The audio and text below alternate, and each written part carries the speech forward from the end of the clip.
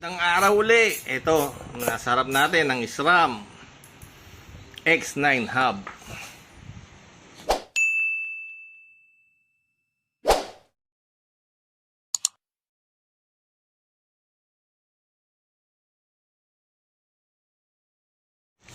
Ayan siya.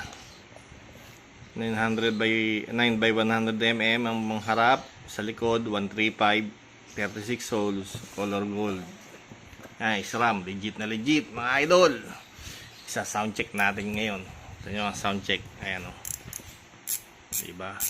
Budget hubs na tunog payaman. Ayan, X9. Walang daya. SRAM. Diba mga idol? Sa halagang 1,800 pesos, meron ka ng tunog mayaman hubs. Okay?